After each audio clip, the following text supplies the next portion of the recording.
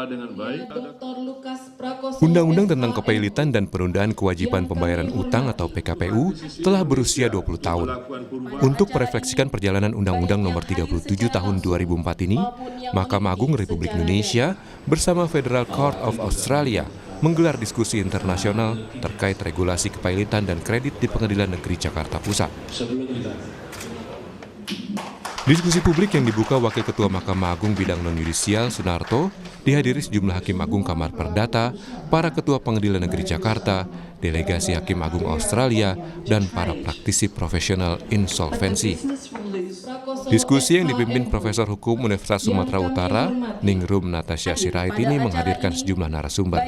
Di antaranya, Hakim Agung Kamar Perdata MA Syamsul Ma'arif, Direktur Perdata Direktorat Jenderal Administrasi Hukum Umum Ditjen AHU, Kemenkumham Konstantinus Kristomo, dan Hakim Agung Australia Stephen Burke dan Robert Brownwich.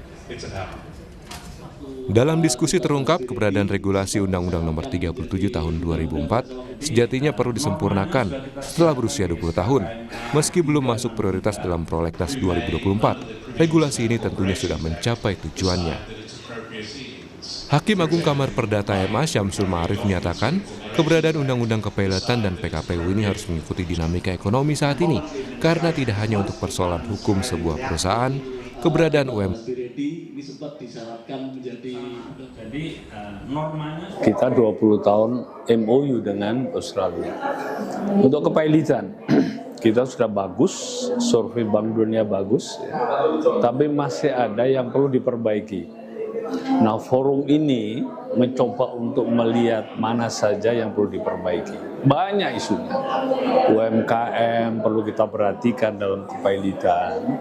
Kemudian cross border, itu sengketa pailit antar negara, itu juga perlu diperhatikan. Banyak kasus sudah muncul dengan itu. Tapi undang-undangnya belum mengatur. Itu kira-kira isu yang pentingnya seminar ini. Kehadiran para delegasi penegak hukum dari Australia ini sekaligus studi banding dengan para penegak hukum di Indonesia terkait regulasi insolvensi dan PKPU di antara kedua negara. Kedatangan mereka sebelumnya untuk melakukan penandatanganan nota kesepahaman yudisial dengan Mahkamah Agung RI yang diwakilkan Ketua MA Syarifuddin. Kerjasama yudisial antara Indonesia dan Australia telah berlangsung sejak 20 tahun silam, sejak zaman mantan Ketua MA Bagir Manan. Abdul Aziz, Kompas TV, Jakarta. Pimpinan Mahkamah Agung Republik Indonesia.